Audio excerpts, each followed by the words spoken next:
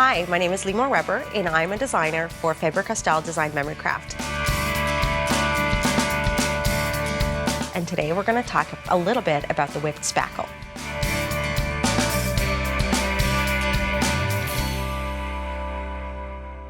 What you're going to do is you're going to take a journal board, and you're going to grab your spackle, your whipped spackle, and you're going to take your palette knife, and you're going to apply it generously onto your journal board. Now, it's almost like you're applying some peanut butter. So you don't want it too thick that it's too high, but you want it thick enough that you can create texture. So you're going to apply it to your entire surface. So you don't even have to do this on your journal board. You can do this on a canvas, as I've done here. You can do it on a scrapbook page. You can do it really anywhere. You're going to apply it just like so. And then what you can do is you can create some really fun texture using household items that you have with you. Another thing you could do is grab a stamp, one of your favorite stamps, and stamp on this. And I'm going to show you how to do that. You're going to take netting. This is just a regular netting that I had at home. And I'm going to go ahead and just press it right down. And yes, you are going to use your fingers for this technique. And then you're going to lift, and you're going to notice this beautiful texture that's created here. Now the next thing that you're going to do is you're going to grab your knife, because it's the next tool that you have, and you can create some really fun ridges. You can even press it down and create beautiful peaks throughout your project. So once you have the texture that you desire, you can even write like this, you're going to go ahead and give it a quick heat set and come right back.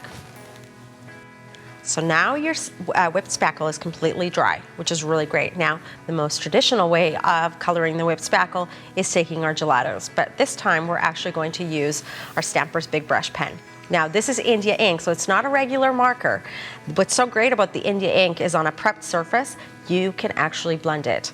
So we're going to take the Stampers Big Brush pen, and we're going to get right on top of those beautiful ridges, and with our finger, we're actually going to blend it right into the texture. Just like so. And this is light fast, and it's permanent ink, which is really, really beautiful. And as you can see, quite highly pigmented. And it picks up all those beautiful ridges and textures that you have on your page. Now you can continue adding as many colors as you want to shade that beautiful texture and blend those colors together, just like so. And you can continue to do so until you have your desired effect. If you take a look at our samples, you can take the Stampers Big Brush pen and you can take the whipped spackle and combine it with so many of our different textures. Like this one right here, you can mix it even with our chalk paints, our glass bead glitter gel, and a little bit of the Stampers Big Brush pen to create these fabulous effects. The same thing on the other canvas, and you can put chalkboard paint, you can put Stampers Big Brush pen, you can use all the gelatos right over the top. Now that you've blended it, I'm going to show you some techniques that I've brought along.